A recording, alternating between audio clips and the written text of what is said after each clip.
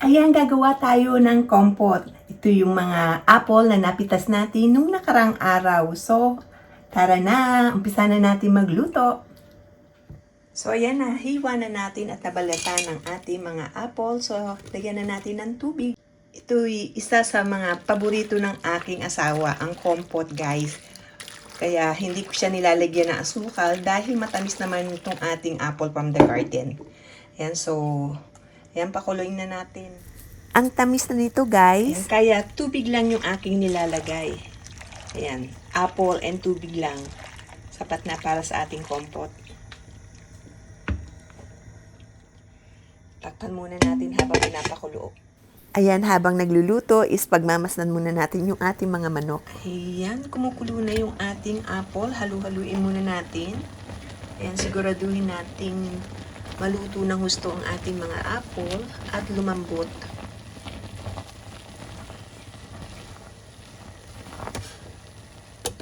Ayan, silipin ulit natin.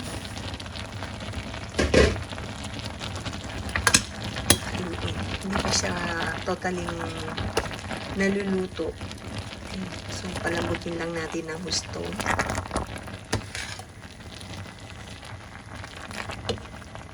So, ayan, ginabi na tayo. Ayan, makikita nyo, madilim na. I think luto na yung ating kompot. Okay, ayan na. I think luto na yung ating kompot. Ayan, nakita nyo, medyo bumaba na yung tubig niya at makikita nyo, translucent na yung mga apple natin. Ayan. So, ilagay na natin sa garapon. Ready na. Ayan, tikman natin, guys.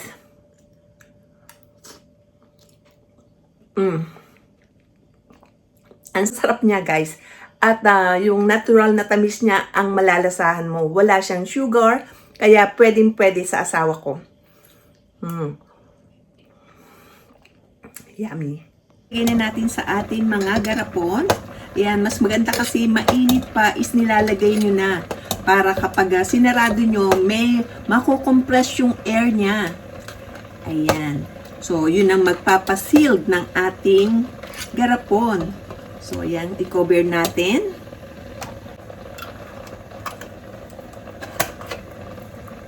Ayan. So, ayan, naka-covered na siya. So, ibalik ta rin natin. Ayan. So, ganito lang. Itaob niya lang ganyan. Ayan, para ma-sealed siya. Ayan, another bottle again. So, hanggang sa maubos natin ito. Yan, and then itataob natin ganito. Yan, ganyan lang, guys. Para ma-sealed siya. At pwede nang i-preserve.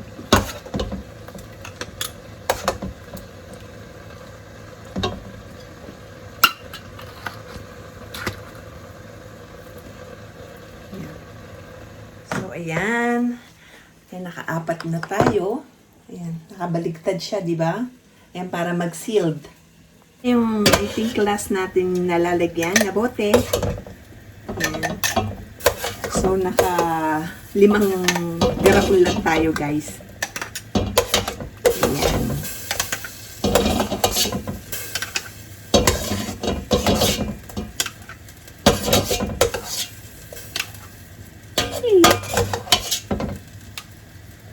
Ayan na. Ayan. So, balik na rin. And then, voila! Ayan na siya. O, diba? Ayan, iba't ibang garapon yung aking pinaglalagyan dahil, ayan, mga reuse bottle lang siya. So, ayan na yung ating mga nagawang kompot. Ayan, so, 5 botelya lang siya. Ayan. Ayan, makikita nyo. Mga, ayan. So, happy na meron na naman panibagong kakainin yung husband ko. Paborito niya kasi to.